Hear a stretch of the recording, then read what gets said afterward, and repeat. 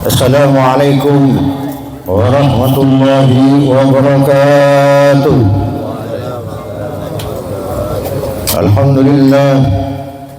Alhamdulillahilladzi rafa'a wa khafada tawadhu'an li jalalihi wa fataha al-baba liman intasaba tanasaban li ifdalihi wa jazama liman irkabara takaburan li zinatihi. Asyhadu an la ilaha illallah wa asyhadu anna Muhammadan abduhu wa rasuluhu la nabiyya ba'dah. Allahumma shalli wa sallim wa barik wa karim ala sayyidina wa habibina wa syafi'ina wa maulana Muhammadin wa ala alihi wa ashabihi ajma'in.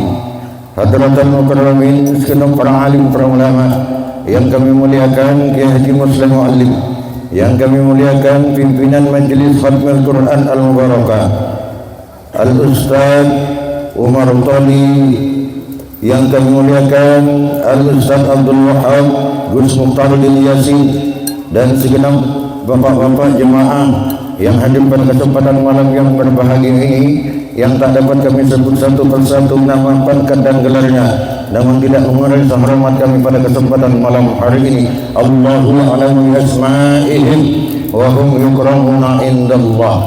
Insyaallah kita yang hadir adalah orang-orang yang dimuliakan oleh Allah, orang-orang yang dicintai oleh Rasulullah sallallahu alaihi wasallam. Amin ya rabbal alamin. Pada kesempatan malam yang berbahagia ini, saya ingin menyampaikan kepada kita semua tentang kehidupan manusia di dunia ini. Hadirin yang dimuliakan Allah Subhanahu wa taala, tidak ada manusia yang hidup di dunia ini kecuali ia ingin hidup bahagia dan di akhirat dia menjadi orang yang selamat, atau dalam istilah Islam kita kenal dengan iskariman atau mutsyahidan. Hiduplah kalian menjadi orang yang mulia, dan ketika mati maka tak akan pernah mati kecuali menjadi orang yang syahid di hadapan Allah Subhanahu wa taala. Namun pada kenyataannya harapan tidak sejalan dengan impian. Impian yang kita harapkan itu justru kadang bertolak belakang dengan kenyataan yang kita hadapi. Siang kita sehat kadang, tapi sorenya kita sakit. Ada orang yang paginya sakit tapi sorenya dia telah menjadi sehat.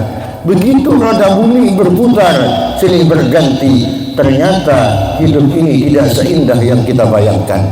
Hadirin yang dimuliakan Allah Subhanahu wa taala, pun demikian kita sebagai umat Rasulullah sallallahu alaihi wasallam, kita diperintahkan oleh Allah Subhanahu wa taala untuk selalu bersyukur kepada Allah Subhanahu wa taala. Apapun yang terjadi terhadap manusia, entah itu kenikmatankah yang ia hadapi ataupun rasa sakit yang ia hadapi, tentu semuanya kita yakin bahwa itu semata dari Allah Subhanahu wa taala. Allah memerintahkan kepada kita semua untuk selalu beribadah kepadanya, entah kapanpun ia, apakah itu siang ataupun malam. Tapi pada faktanya kadang kita tidak bisa beribadah kepada Allah Subhanahu wa taala karena kita kondisi badan kita yang lemah, kita kurang sehat, kita sakit, kita diberi sakit oleh Allah Subhanahu wa taala. Kalau memang Allah memerintahkan manusia untuk selalu beribadah kepadanya, kenapa manusia harus sakit? Kenapa Allah ciptakan penyakit? Apa untungnya? Kenapa tidak sehatkan saja semua manusia ini tanpa harus ada sakit? Bukankah ketika akan sampai ajalmu, dia tidak menunggu engkau harus sakit lebih dulu? Fenomena ini kita lihat dalam keseharian. Ada orang kadang hari ini sehat, tapi justru sore kita telah mendengar bahwa dia telah meninggal dunia. Ada orang yang bertahun-tahun sakit, tapi justru dia tidak pernah wafat, tidak mati-mati dia. Kenapa? Karena memang orang meninggal, orang mati itu bukan karena sehat atau sakitmu. Oleh karenanya, kenapa mesti harus ada sakit? Untuk menjawab pertanyaan ini, maka mari kita kutip sebuah hadis yang diriwayatkan oleh Abi Umamah Al-Bahili radhiyallahu an, bahwasanya Rasulullah sallallahu alaihi wasallam pernah bersabda. Hadis ini bersanad kepada Abi Umamah Al-Bahili. Jadi Imam Umamah Al-Bahili ini adalah gelar yang diberikan oleh Rasulullah. Nama aslinya adalah Sudai bin Ajlan Al-Bahili radhiyallahu anhu. Kenapa dia diubah oleh Rasulullah ketika masuk Islam menjadi Abu Umamah? Karena suku yang paling terhina itu dulu di Mekah itu namanya Bani Bahilah. Bani Bahilah ini adalah suku yang paling dihinakan di kota Mekah pada saat itu. Bahkan ada orang-orang kafir itu yang kadang-kadang menghina kaum Bahilah ini dengan sebutan julukan anjing terhadap orang-orang Bani Bahilah ini, termasuklah Sudai bin Ajlan ini. Makanya ketika dia masuk Islam, kemudian Sudai bin Ajlan ini dirubah namanya oleh Rasulullah menjadi Abu Umamah Al-Bahili. Apa Umamah itu artinya? Abu itu bapak, Umamah itu di depan. Artinya dia dihinakan oleh orang kafir, tapi ketika masuk Islam dia dijadikan orang yang terdepan oleh Rasulullah sallallahu alaihi wasallam. Bahkan Abu Umamah ini pernah ikut perang Siffin bersama Sayyidina Ali karramallahu wajhah. Imam Abu Umamah ini adalah orang yang sangat dimuliakan oleh Rasulullah sallallahu alaihi wasallam. Dia dibawa kemana-mana oleh Rasulullah sallallahu alaihi wasallam, selalu dipuji, selalu dipanggil dengan julukannya Abu Umamah. Makanya nama aslinya kemudian tidak begitu dikenal. Pada saat itu yang dikenal adalah gelar yang telah diberikan oleh Rasulullah sallallahu alaihi wasallam. Dia meriwayatkan 250 hadis dari Rasulullah sallallahu alaihi wasallam, yang ada keterangan ini bisa dilihat di dalam kitab Sahih Muslim dan kitab Sahih Bukhari. Jadi di dua kitab ini ada 250 hadis yang diriwayatkan oleh Abu Umamah Al-Bahili ini, yang awalnya dia orang hina, yang awalnya orang yang tidak dianggap, bahkan dijuluki anjing oleh orang-orang kafir, tapi pada faktanya kemudian dia menjadi orang yang mulia dan seorang yang syahid, yang mati membawa la ilaha illallah Muhammad Rasulullah, yang akan menjadi calon penghuni surganya Allah Subhanahu wa ta'ala. Apa bunyi hadisnya?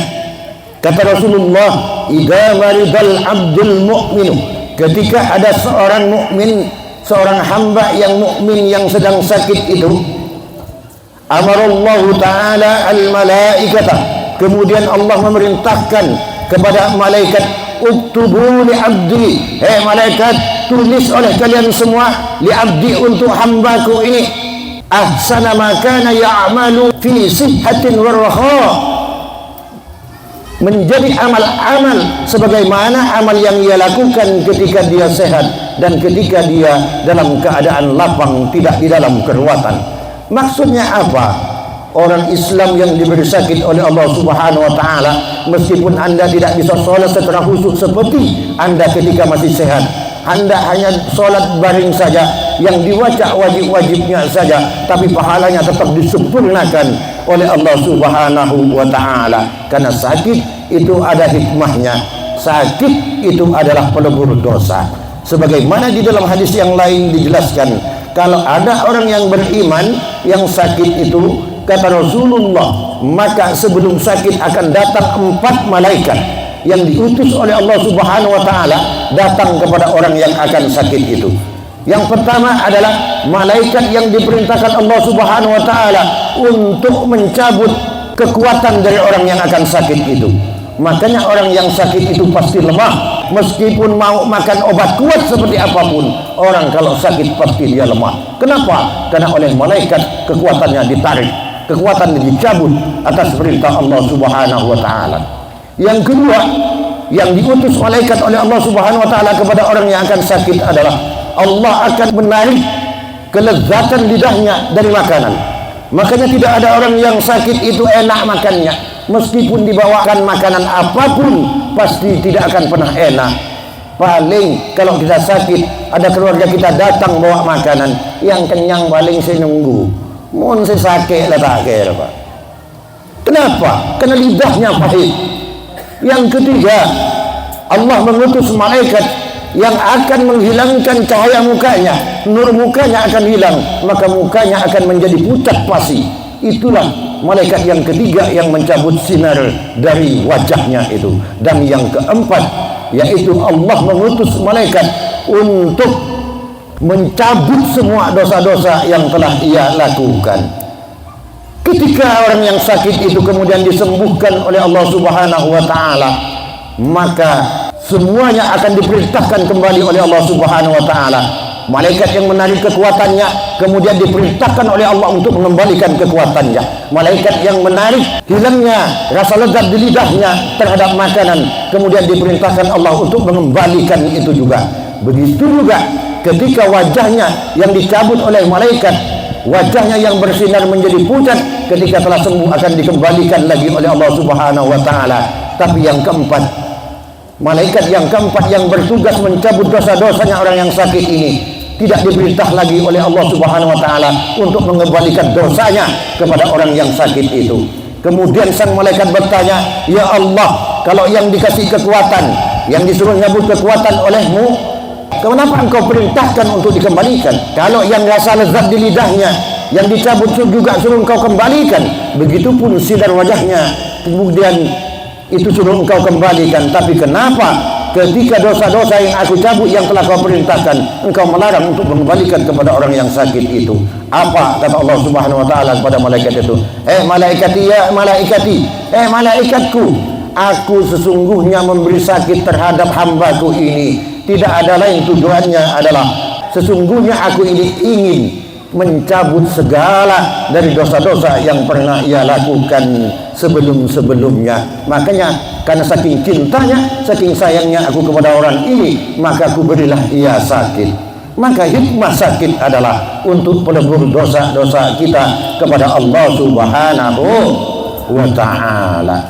Kalaupun dia harus mati, kalaupun dia harus wafat dipanggil oleh Allah dan ajalnya telah sampai, maka orang yang sakit insya Allah matinya dalam keadaan tidak berdosa. Kenapa? Karena bisa jadi orang yang sakit ini diberi sakit dulu oleh Allah Subhanahu wa taala 1 hari, 1 minggu, 1 bulan, 1 tahun, 2 tahun, itu karena selagi sehatnya dia banyak dosa, maka diberi sakit dulu agar dosanya dikikis, dihapus semuanya. Kemudian ketika dicabut nyawanya oleh Allah, dia sudah dalam keadaan tidak berdosa dan insya Allah dia membawa la ilaha illallah Muhammadur Rasulullah sallallahu alaihi wasallam.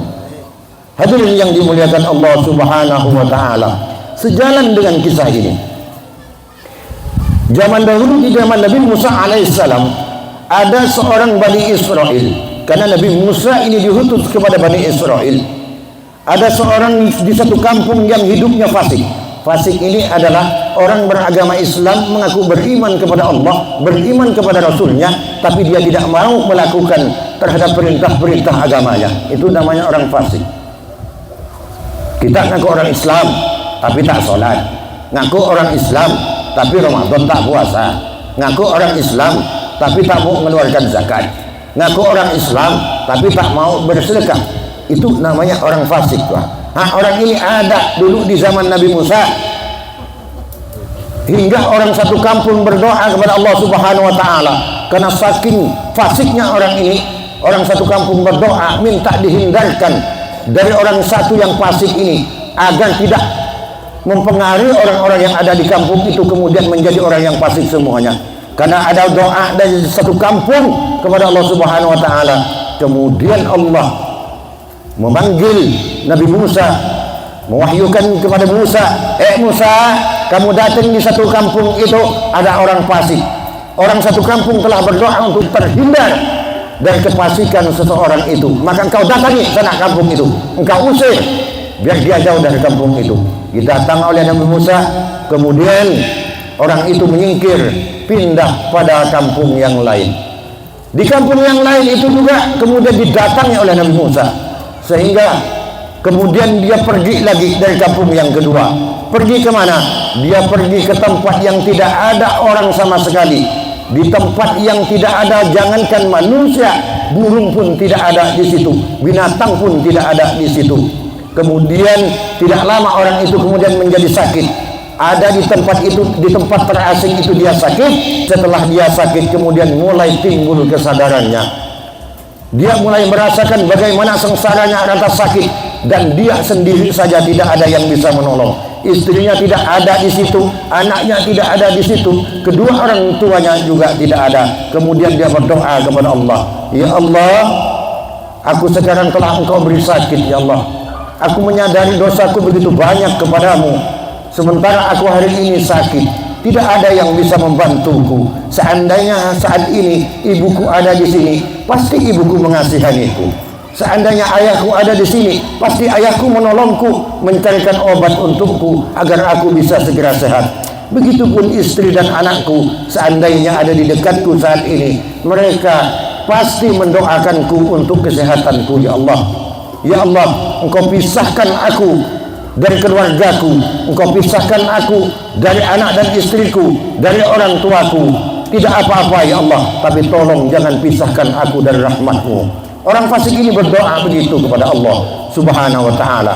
Atas kuasa Allah Subhanahu wa ta'ala, kemudian Allah mengirim 3 bidadari. Satu menjadi ibunya, yang kedua menjadi istrinya, bidadari ketiga menjadi anaknya. Didatangkan lagi malaikat 1 orang, malaikat yang satu ini menjadi bapaknya. Kemudian mengelilingi orang yang sakit, yang fasik ini.